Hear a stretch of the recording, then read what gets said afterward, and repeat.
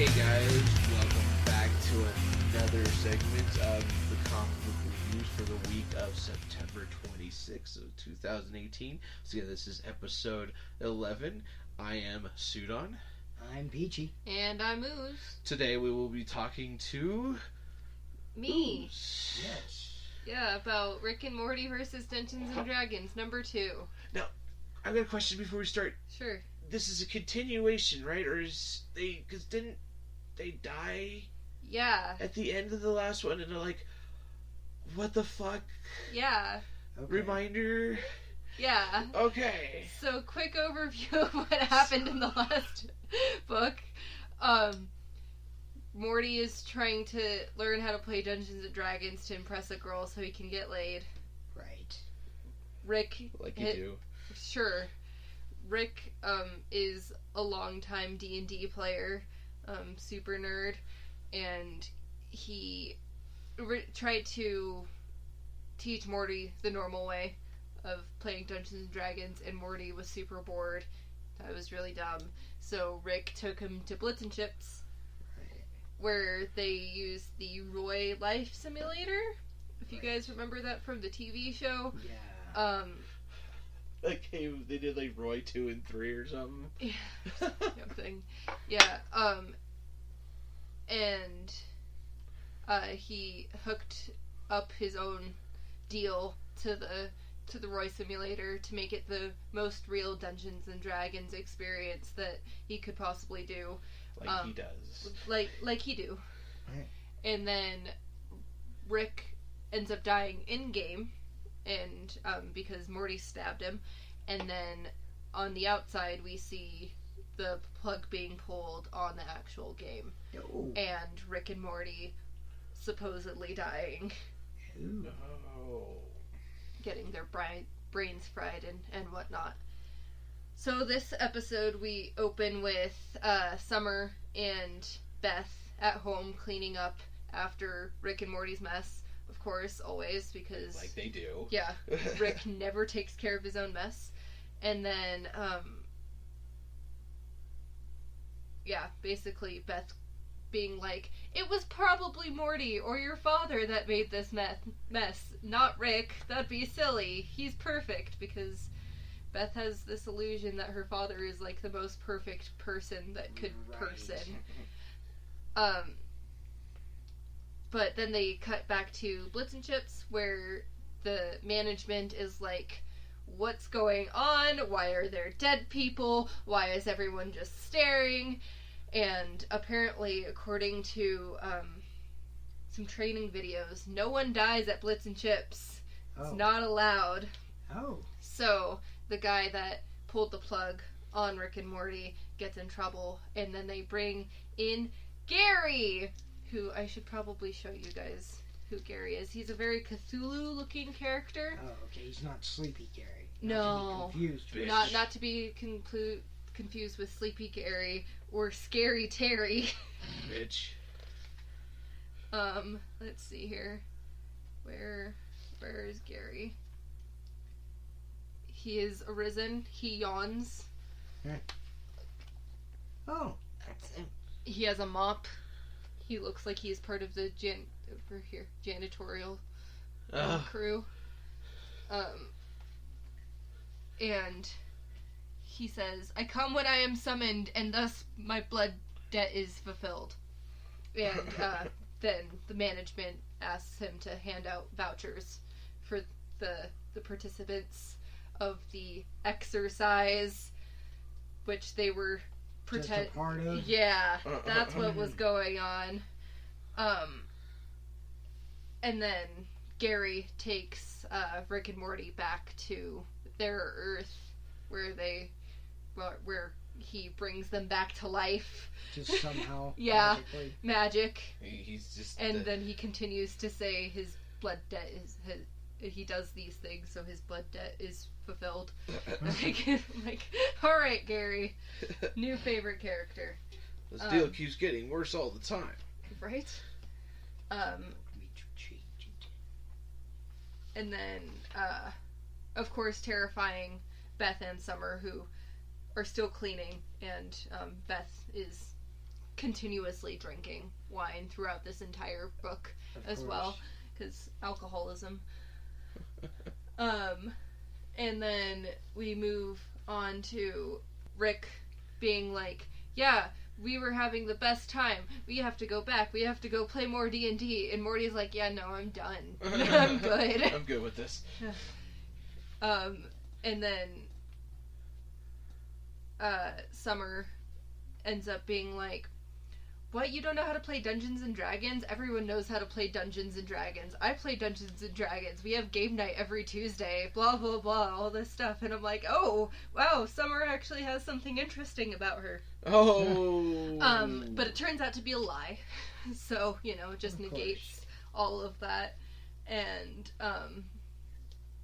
then Rick disappears and is like, tomorrow we'll all play, because Beth is in on it. And she's like, if there's alcohol and fighting people, I'm in. And Summer is like, I'll do it just to do it. And then Morty's like, whatever, I'll do it, I guess. Oh, Since everybody else is doing it. Yeah. And then Rick basically makes a holodeck, but it's way, way, way more complicated than a holodeck. Like, every molecule in the air has projector beams that create the atmosphere. It's a whole thing. He gets into it, and everyone's like, yeah, whatever. I don't care. Let's just do this.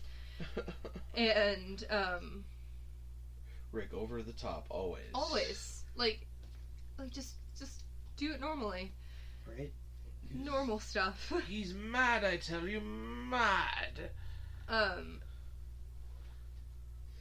And then so they enter the holodeck that everyone starts calling it, even though he's like, it's not a holodeck. It's not. And they're like, there's probably like a 2-to-1 chance that all the safety protocols will end up failing, and one of us is going to end up dying or getting severely hurt. And he's like, no! I put all of these protocols in place, and I double-checked and I triple-checked, and everything's going to be fine. Just let me do the thing. But everyone keeps teasing him about it. And so they also get into the character creation, which is like my favorite thing in video games in general. But Summer's rogue outfit, because she decides that she wants to be a rogue, is originally very Gimpy. Yeah. Wow. The seductress. Very S&M-y. Yeah. And she's like, how am I supposed to be protected in this? Like, how am I supposed to fight when people are entrapped in my glorious bosom? And then she says, let's go less Barbarella and more Batgirl, which I liked. And she ends up having a cape and calling herself Winterblade. Nice. And that is very badass. Yeah. Lots of pockets for things and pouches. Pouches. Definitely. Probably drawn by Rob Liefeld or something. Pouches. But of course, Rick becomes the wizard, and Beth is the fighter, and being a rogue, Summer has to be a thief, and Morty doesn't know what he wants to be, and he ends up being just a cleric to heal everyone. Right. Again? Wasn't he a cleric? No, he was a paladin. Paladin, okay. Yeah. Because they didn't have a healer, that's why. Yeah, that's why they died. Memory. And then they get into an actual dungeon and start fighting a bunch of things, and they're kicking butt, and they just keep on going through more and more dungeons, and Beth and Summer and Morty are like, this is really boring. and Rick's like, but all this loot! And Loot! Loot's the most important part, right? And yeah, basically Rick is an all-powerful wizard, and everyone leaves him because it's not fun anymore, because nothing is happening except them just constantly fighting and getting loot. and they leave, and he decides to just go through the rest of the dungeons and kill everything, like, automatically. But then there's a really sad, dramatic scene where he's all alone, and Jerry shows up to the house that nobody's at, and they're both alone, and, like, sad. Yeah. And I could see it in the show. yeah. And then, family didn't want to play. Yeah. I could see that. and then Rick's looking in on a tavern that everyone else went to without him, and he walks in eventually and is like, really, you guys beat a bunch of bugbears? That's what you did for the last 2 hours? Just bugbears, which are like the easiest things to kill in D&D. He's like making fun of them for doing like the very simple tasks, but he also sees them just having a fun time, like with the villagers and stuff. And he's like, well, I guess I'll help you guys on these stupid quests. That's fine. And Beth's like, well, you have to stop cheating as well, so you actually are working for something. And right as he agrees to that, everything like starts melting around them, like really grossly. Ew. And their surroundings are disappearing, and then we cut to back at the house where Jerry's like, oh, D&D, you guys have fun? And that's where it ends. Aw. Yeah. I have no sympathy for Jerry. He's No. Not even a little bit. No. This one was slightly less fun than the other one. It was fun. But it was still fun. It was a lot of like, I could see that in the show. Yeah. That is what I like the most about these Rick and Morty comics, is that it feels like you could just be watching it on TV. Right. But again, with I know you mentioned a couple episodes ago with the Deadpool being like, you can imagine what's happening in between the panels as well. Yeah. Well, on TV, it's like, this is what is going on. Right. But so that's what I liked about that comic. It was fun though. I like right along those same lines. When you know a voice. Yeah. You know, and then you're reading a comic about it or whatever, kind of like the Spider-Gwen #0. Not to get off topic, but I played that game and he starred in that comic, so I was able to put a voice to what was going on in the comic, which was I could imagine Morty's like, no, I don't want to play.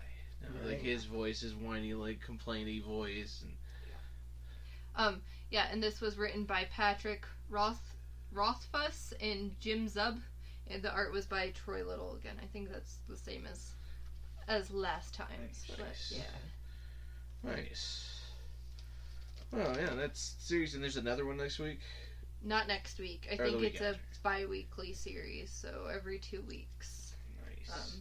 And unfortunately, did not get the cover that I wanted at All Seas, but hopefully they will have it. They had a lot of problems with their comics delivery this week, so hopefully we can get what we missed when they get them in.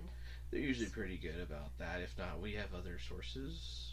Yeah. It's always a way to get comics. Read them. Yes. yes. Alright. But yeah, so that was it. That was really good. That was a That really was cool. fast, quick thing. It was quick, yeah. Yeah, it does. Yeah, you said it wasn't as good as the first one. The first one, there's a lot of references. Yeah. And it seemed like Rick was more long-winded in this one, which is Rick. Yeah. Which goes quicker when he's talking. You know, Right. it's like reading Martian Manhunter all over again. Mm-hmm. The Right. Justice League, I want to let you know that I am sad all the time and fire hurts me. But I am questioning the fact that I should be your leader, but you say I should be good. But I cannot tell you the truth of the universe. There's a lot of hidden shit in Martian Manhunter. Did you hear